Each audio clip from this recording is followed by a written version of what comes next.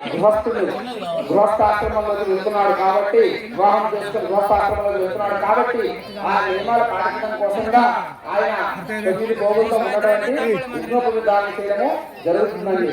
కాబట్టి ఇప్పుడు అర్చక స్వామివారికి ధారణ చేసేటువంటి యజ్ఞోపవీతాన్ని చూపిస్తారు. ప్రతి ఒక్కరూ కూడాను భక్తి శ్రద్ధలతో నమస్కారం చేసుకోండి. గట్టి మేడం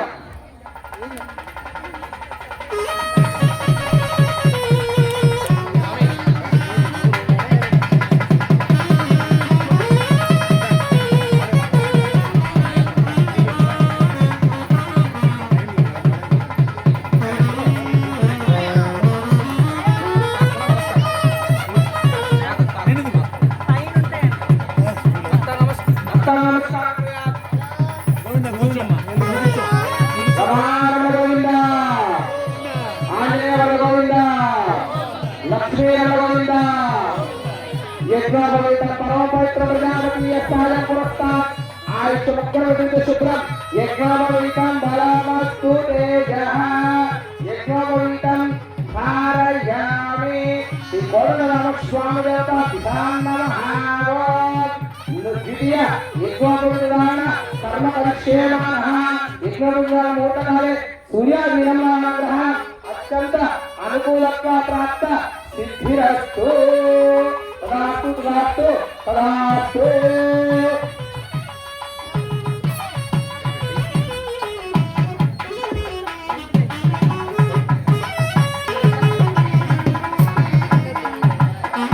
కంకణ ధారణ యజ్ఞోపవీత ధారణ చేయడం జరిగిందండి. ఇప్పుడు మనము ప్రవర చెప్పుకోవడం ప్రారంభిస్తున్నాం. ప్రవర అంటే మనము ఏదైనా ఒక సంబంధం మన అమ్మాయిని ఇచ్చేదానికి కానీ, మనం ఒక అమ్మాయి మందికి తెచ్చుకునేదాని కోసమైనా సరేను, వాళ్ళు ఎవరు, వాళ్ళ గోత్రం ఏంటి, వాళ్ళ వంశం ఏంటి, వాళ్ళ తరతరాలు ఏంటి, వాళ్ళ గుణాలు ఏంటి అన్ని కూడా తెలుసుకొని మనము ఇవ్వడం కానీ తీసుకురావడం కానీ చేసుకుంటున్నామండి. అలానే ఈరోజు ఈ స్వామివారు అమ్మవార్లు మన కోసం, మన గ్రామ సుభిక్షం కోసం, లోకం కోసము మన చేతుల మీదుగా వాళ్ళు కళ్యాణ మహోత్సవాలు జరుపుకుంటున్నారు. కావున వాళ్ళు కూడాను వాళ్ళ ప్రవర్ చెప్పడము జరుగుతుందండి. కాబట్టి ముందుగా స్వామివారి ప్రవర్ చెప్తాను, అందరూ కూడా శ్రద్ధగా వినండి. ఓం చతుస్సాగర పర్యంతం గోబ్రాహ్మణేభ్యః శుభం భవతు. వాసిష్ఠ మైత్రవణ కౌల్య ప్రయాస ప్రవరాన్విత వశిష్ఠ గోత్రోద్భవస్య రఘు మహారాజు వరణ నత్రే అజ మహారాజు వరణ పౌత్రాయ దశరథ మహారాజు వరణ పుత్రాయ వశిష్ఠ గోత్రోద్భవాయ త్రిగుణాతీతాయ శ్రీమద్ విష్ణు వంశోద్భవాయ సాక్షాత్ నారాయణ స్వరూపాయ శ్రీరామచంద్ర బ్రహ్మణే వరాయ. ఇప్పుడు చెప్పినటువంటిది శ్రీ రామచంద్ర వారి యొక్క ప్రవర. రామచంద్ర వారి యొక్క ప్రవర. శ్రీ రామచంద్ర వారి యొక్క గోత్రం వచ్చి వశిష్ఠ గోత్రము. రామచంద్ర వారి యొక్క గోత్రము వశిష్ఠ గోత్రము. రామచంద్ర వారి యొక్క ముత్తాత గారి పేరు రఘు మహారాజు. రామచంద్ర వారి యొక్క ముత్తాత గారి పేరు రఘు మహారాజు. రామచంద్ర వారికి రఘురాముడు అనే పేరు కూడా ఇంకొక పేరుందండి వాడుకలో. ఎందువల్ల అదే పేరు వచ్చిందంటే ఆయన అక్షము వాళ్ళ ముత్తాత గారి కోరికల్లో ఉంటారనుకోండి రామచంద్రుల వారు. అందువల్లనే ఆయనను రఘురాముడు అనే పేరుతో కూడా పిలుస్తూ ఉంటారన్నమాట వాడుకలో మనందరం కూడా. అలానే రామచంద్రుల వారి యొక్క తాతగారి పేరు అజమహారాజు. రామచంద్రుల వారి యొక్క తాతగారి పేరు అజమహారాజు. అలానే రామచంద్రుల వారి యొక్క తండ్రి గారి పేరు దశరథ మహారాజు. రామచంద్ర గారి యొక్క తండ్రి గారి పేరు దశరథ మహారాజు. మనందరికీ తెలుసు రామచంద్రుల వారు సాక్షాత్తు నారాయణ స్వరూపుడు. శ్రీ మహావిష్ణువు దుష్ట శిక్షణ శిష్ట రక్షణ చేయడం కోసము దశావతారాలు ఎత్తాడు. అందులో 7వ అవతారము శ్రీ రామచంద్ర వారి యొక్క అవతారం అన్నమాట. సకల గుణాభిరాముడు. అన్ని కూడాను మంచి గుణాలు ఉన్నటువంటి వ్యక్తి ఎవరైనా మనిషి రూపంలో ఉన్నారంటే ఆ మనిషి కేవలము మన రామచంద్రుల వారు అన్నమాట. అటువంటి రామచంద్రుల వారు ఈ రోజు పెళ్లి కొడుకయ్యి మన చేతుల మీదుగా కళ్యాణ మహోత్సవాన్ని జరిపించుకునేటువంటి భాగ్యము మనందరికీ అందించాడనమాట.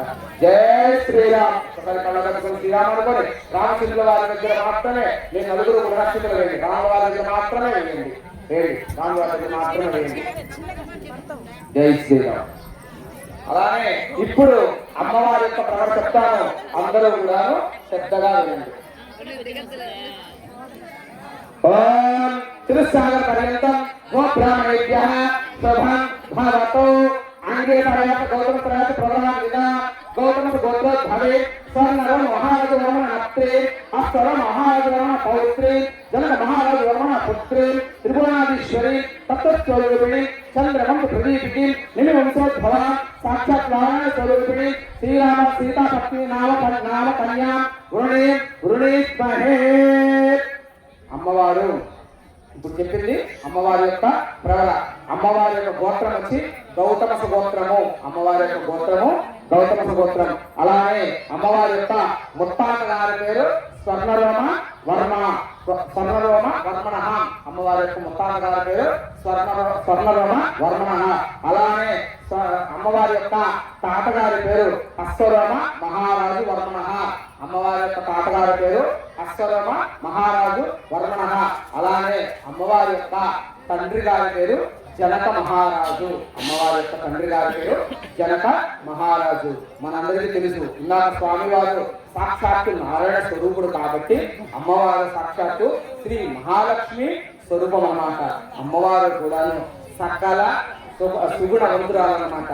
ఎటువంటి చెడు గుణాలు కానివ్వండి, చెడు గుణాలు రావాలన్న ఆలోచన కూడా లేనటువంటి ఆమె అన్నమాట అమ్మవారు.